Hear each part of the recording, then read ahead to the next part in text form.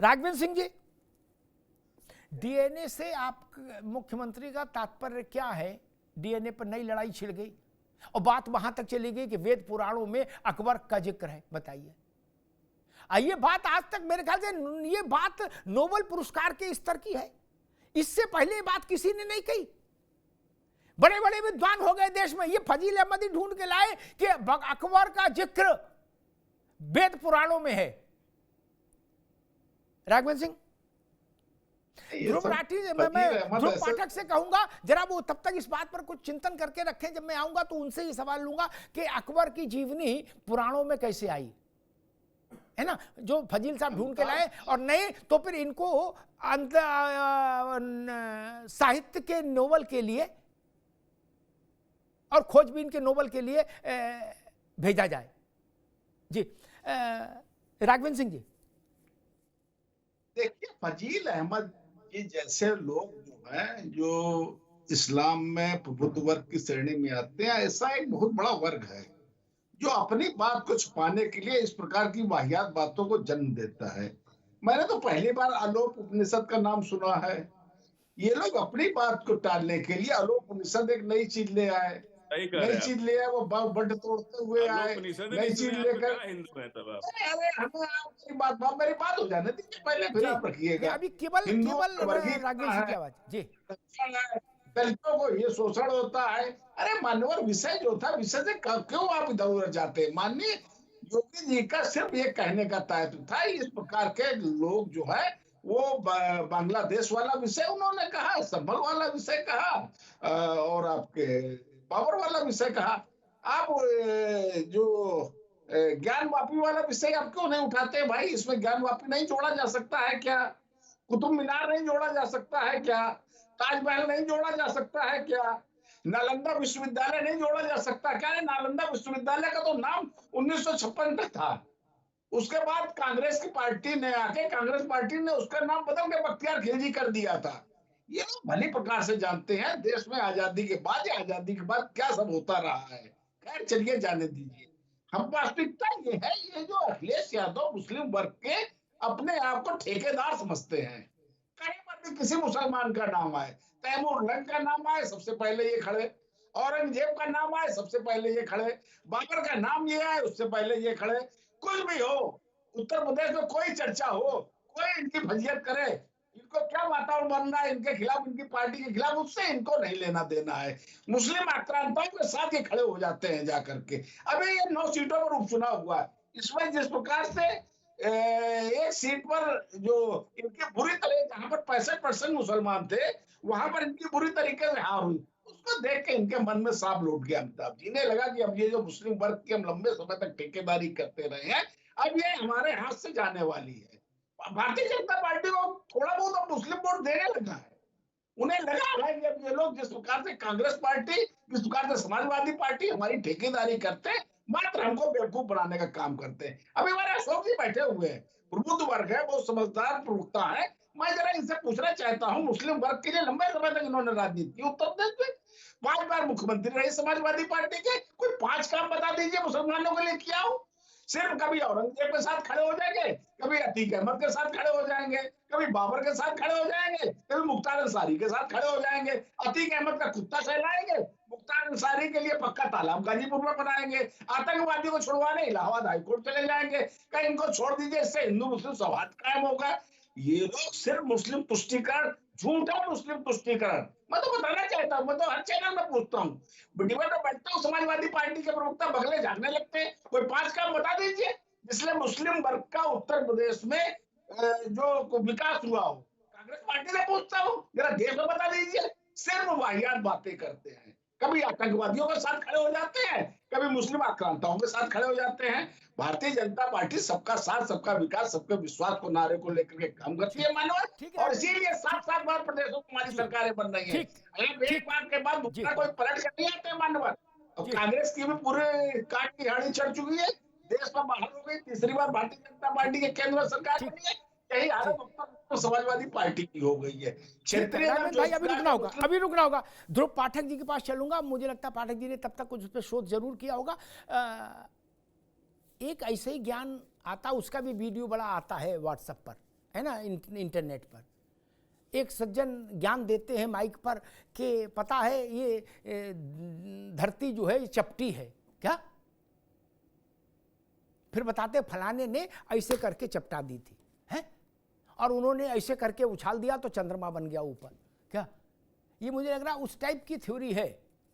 और एक ये भी थ्योरी आती है कि भाई ऊपर कुछ ऐसी महिलाएं मिलती हैं जो हूर होती हैं, फिर उनका डिस्क्रिप्शन भी आजकल चल रहा है व्हाट्सएप पर।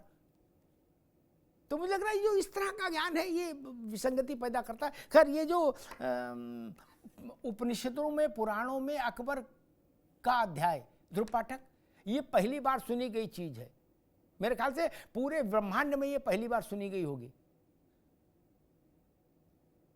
जी अमिताभ जी, सबसे बड़ी दुख की बात ये है कि ये इस्लामिक स्कॉलर होके ये फैजल साहब ऐसा बात बोल रहे हैं, तो आप समझ लीजिए जो ग्राउंड पे जो पढ़े लिखे नहीं है उसकी सिचुएशन क्या होगी देश में। इसीलिए एक तरीके से लग रहा है कि माहौल असमंजस रह रहा है कि किसी को पता ही नहीं है। ये लोग कुछ चंद लोग अपने बेनिफिट के लिए कुछ भी न्यूज रूमर्स कर देते हैं, फैला देते हैं, इस वजह से देश का माहौल बिगड़ते हैं। ये लोग संभल में बोल रहे हैं कि संभल हिंसा के पीछे बीजेपी है, तो ये बताए कि पत्थरबाजों के पीछे कौन है। सबसे बड़ी बात ये, तो ये उसको जवाब देना चाहिए।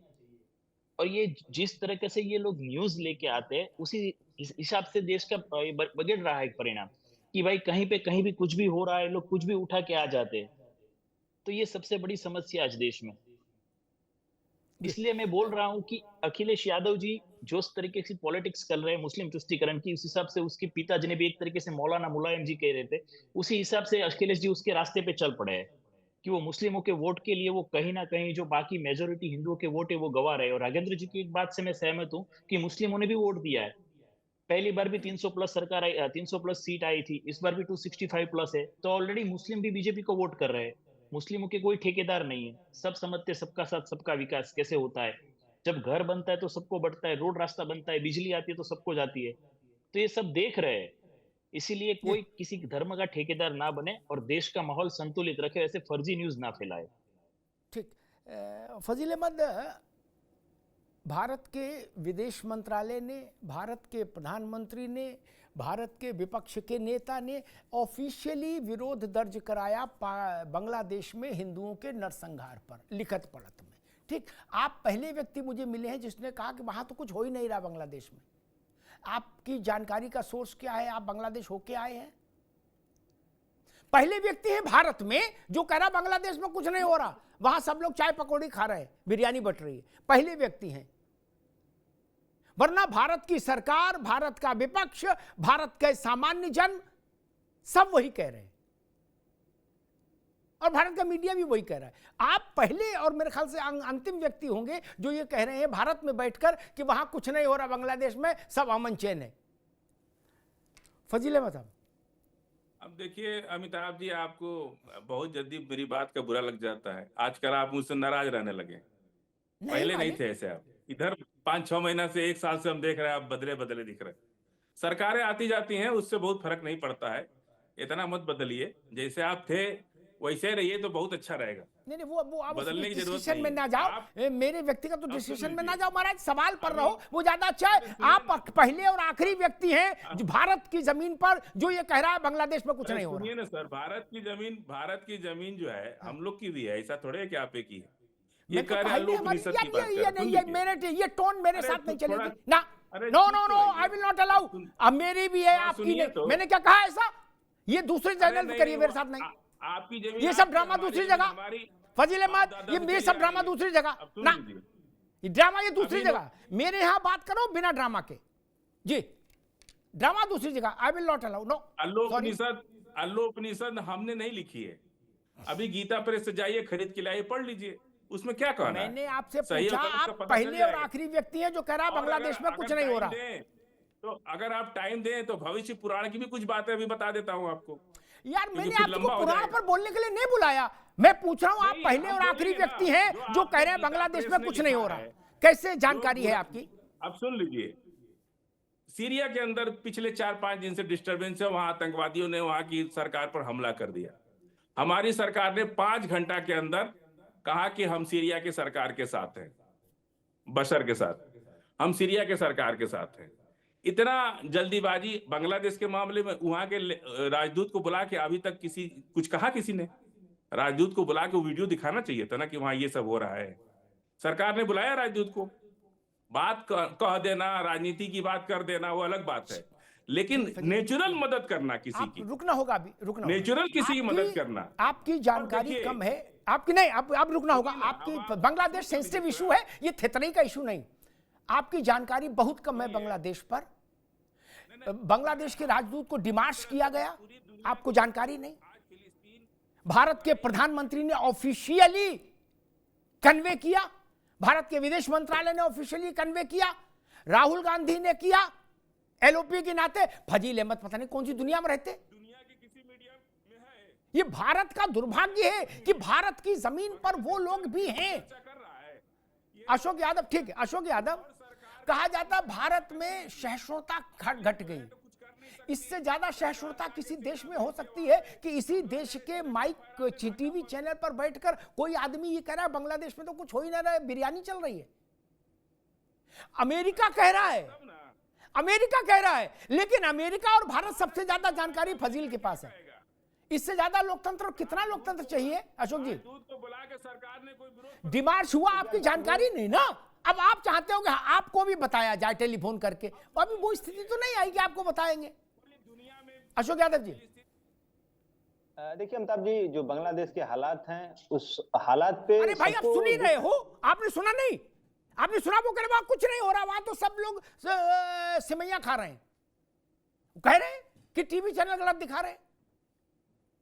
यानी अमेरिका भी मूर्ख, भारत भी मूर्ख, यहां की जनता भी मूर्ख। फजील अहमद काबिल, इससे ज्यादा मैं आपसे सवाल फजील अहमद पे नहीं पूछ रहा, मैं पूछ रहा हूं इससे ज्यादा लोकतंत्र का क्या करोगे बताओ? ऐसा लोकतंत्र तो दुनिया में कहीं नहीं है।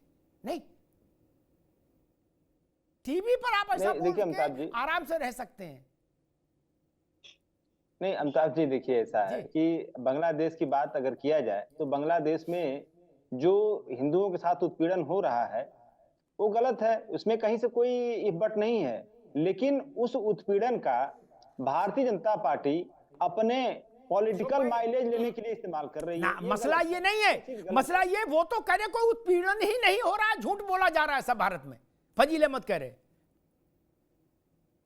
मैं इसीलिए तो कह रहा हूं कि तुरंत भारत को, लोकतंत्र को प्रणाम करिए, वहां के मीडिया सब पूरे मीडिया बोल प्रणाम करिए भारत के लोकतंत्र को। जी अमिताभ जी, देखिए मुझे अपनी बात कहनी है कि जो बांग्लादेश में जो उत्पीड़न हो रहा है हिंदू समाज के साथ, उसका पॉलिटिकल माइलेज लेने के लिए भारतीय जनता पार्टी परेशान है। जो भारतीय जनता पार्टी अपने खुद के देश के जो 40 जवान पुलवामा में शहीद होते हैं, उन शहीद जवानों के 100 का पॉलिटिकल माइलेज ले लेती है, तो बांग्लादेश में हिंदुओं के उत्पीड़न के पॉलिटिकल माइलेज ले रही है। इनके दिल में दर्द नहीं है, इनको तो बड़ी खुशी है कि वहां पे और हिंदुओं का उत्पीड़न हो, ताकि इनको इस यहाँ पे हिंदू सेंटिमेंट्स को जगाने का और मौका मिले।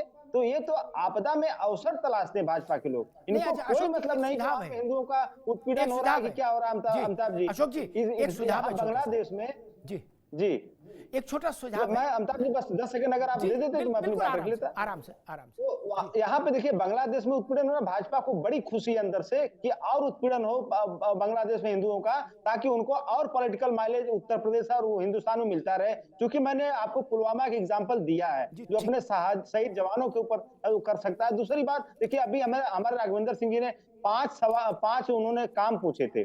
मैं तो चूंकि हमारी सरकार 12 से 17 में थी, काफी दिन हो गया राघवेंद्र भाई, लेकिन 5 काम मैं बता दे रहा हूं जो कि पीडीए के उत्पीड़न का योगी सरकार ने किया। पहला काम 69,000 शिक्षक भर्ती में उत्पीड़न। दूसरा काम नहीं, वो आपके काम पूछ रहे थे, वो आपके मैं इनके काम बता दे रहा हूँ, मैं इनके काम बता दे रहा हूँ। 69,000 में पीडीए का उत्पीड़न, पुलिस इनकाउंटर में सबसे ज्यादा पीडीए, पुलिस उत्पीड़न इनकाउंटर में सबसे ज्यादा। देखिए हाँ, देखिए पुलिस के इनकाउंटर में सबसे ज्यादा पीडीए, बुलडोजर में सबसे ज्यादा पीडीए के ग्रसित लोग हैं। 69,000 मैंने बता दिया। पीडीए के लोगों का योगी सरकार के प्रशासन में सबसे ज्यादा अनदेखी हो रहा है, और इसी भाजपा की सरकारों में दलित भाइयों के घोड़ी चढ़ने पर सबसे ज्यादा उत्पीड़न इसी भाजपा की सरकारों में हो रहा है।